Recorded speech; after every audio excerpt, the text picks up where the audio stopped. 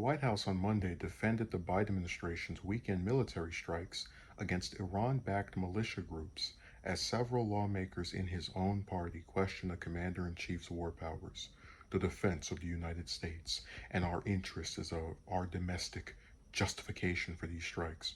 White House Press Secretary Jen Psaki told reporters during the daily press briefing, President Biden takes legal authority and justification for military action quite seriously, and certainly we consult our legal teams to ensure we have that justification, and we certainly feel confident we do. The U.S. military on Sunday conducted airstrikes on faculties along the Iraq-Syria border used by Iran-backed militia groups, and it's a KH and KSS. I'm not going to bother sitting there trying to pronounce people's names, these groups' names. Psaki said the strikes were directed at faculties used by the militias for weapons storage, command logistics, and operating unmanned aerial vehicles used in attacks against U.S. troops in Iraq. The strikes mark the second time Biden has hit such militias, the first being in March in response to attacks targeting American troops in Iraq.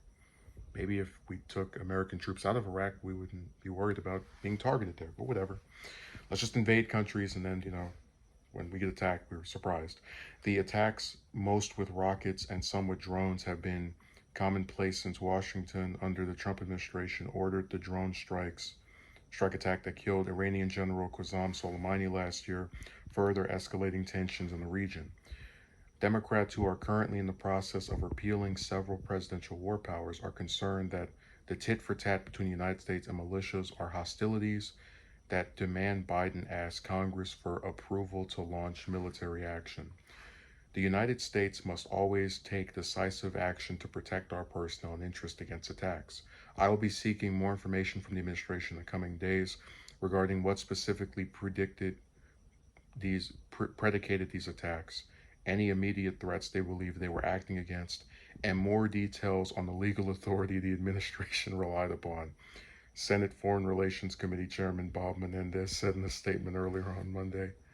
There was no legal justification. They do what they want to because they know that they have a Democratic Congress who's not going to go after them for breaking the law. Psaki said Biden is confident in the administration's legal justification for the strikes under Article 2 of the Constitution, which allows the president to order self-defense actions that protect U.S. service members. The attacks against our troops need to stop, and that is why the president ordered the operation last night in self-defense of our personnel.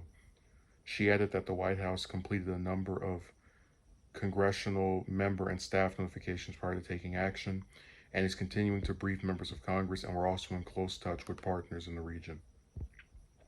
So it is being alleged that the reason for this strike is because Americans were going to be attacked by, these militia groups, right? But I'm sorry, they're not providing any proof of this.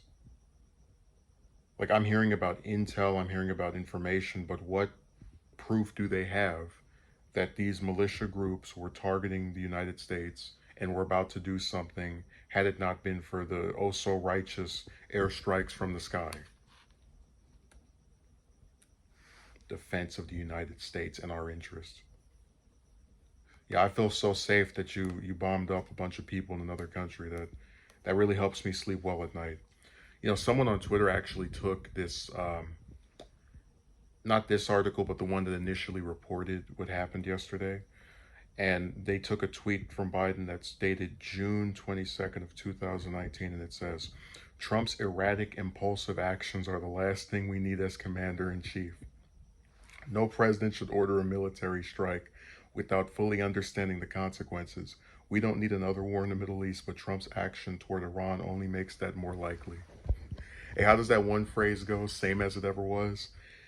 I'm really glad the article mentioned Soleimani, because Trump was condemned by a lot of Democrats for that, and I think they were right to condemn him. But what ends up happening with these parties, especially on issues of war and peace, is that when the other side, so if it's a Republicans respond to a Democrat, does something they don't like, they talk about it, in this disparaging manner. But if their side does something that's similar to the other side, there is this tendency be rather slow and pretend that now there's all these justifications. And unfortunately, they don't have any proof that they're showing that supports this making sense. Biden is very much doing the exact same thing that Trump did, where they just fire missiles and they know that they'll get away with it because, who cares about these people in the Middle East anyway?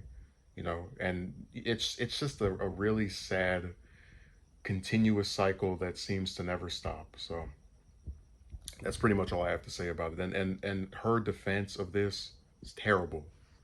We believe we have justification because of this part of the Constitution. The justification should be, hey, we have proof that these people are going to attack us on this particular day or soon. Here's the video. Here's the leaked script of their conversation. Nothing. It's just, we don't like this group because we're so pro-Israel that, we have this like hate boner for Iran. So anyone that is associated with them that's in our vicinity, we're going to attack. They didn't invade the United States. They didn't come over here attacking, Americans. Like, you're on the border of another country and you're pretending to play hero. Oh, look at all these lives that we saved when we blew people up from the sky. Good job.